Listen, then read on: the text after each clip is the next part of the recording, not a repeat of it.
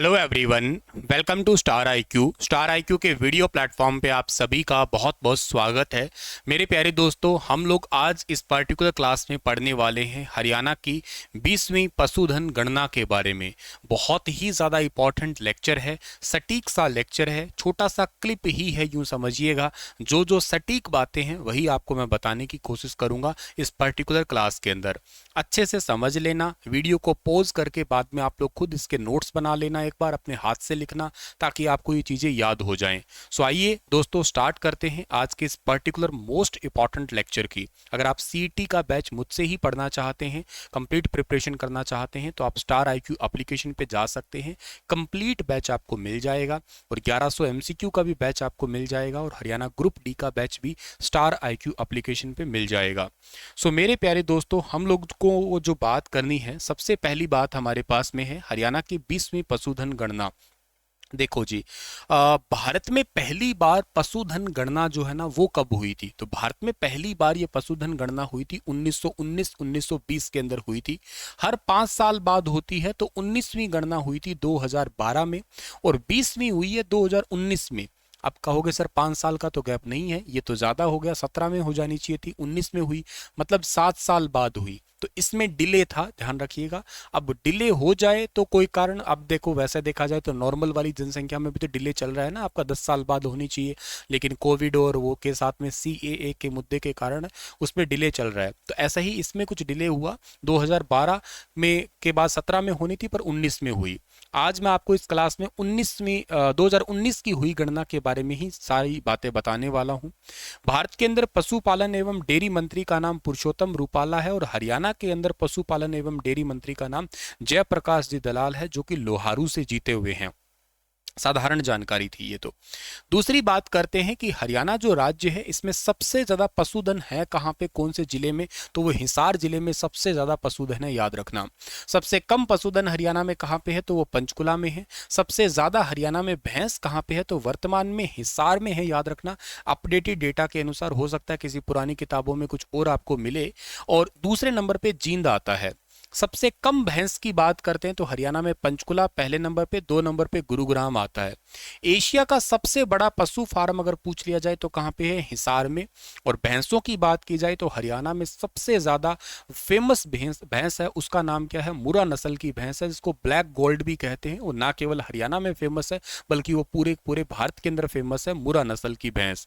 इसी मुरा नस्ल की भैंस ने भी एक नेशनल रिकॉर्ड बना रखा है सबसे ज्यादा दूध देने के मामले में।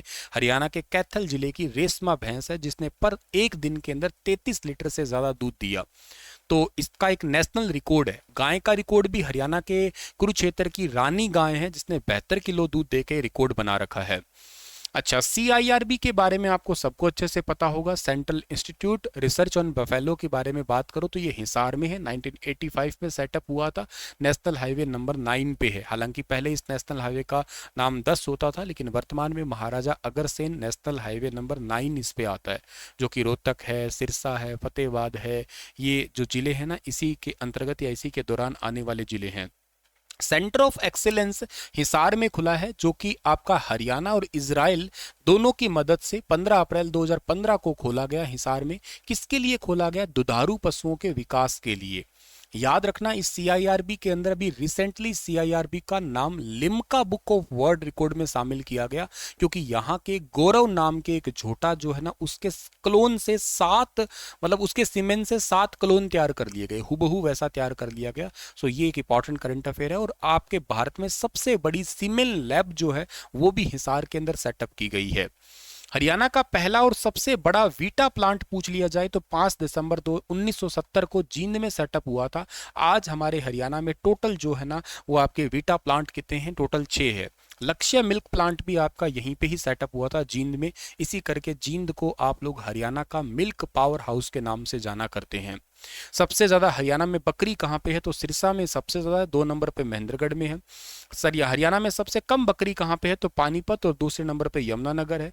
बकरी प्रजनन केंद्र बनेगा लोहारू भिवानी के अंदर, बनेगा, ध्यान रखिएगा, प्रस्तावित है लोहारू भिवानी के अंदर बनेगा बकरी प्रजनन केंद्र। ठीक है।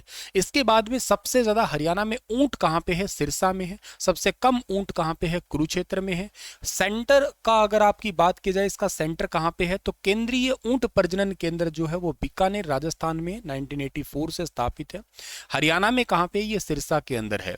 हरियाणा में भेड़ ज्यादा कहाँ पे है? भिवानी पे। 2 नंबर पे हिसार आता है। सबसे कम भेड़ हरियाणा में कहाँ पे है? गुरुग्राम। और 2 नंबर पे फरीदाबाद आता है।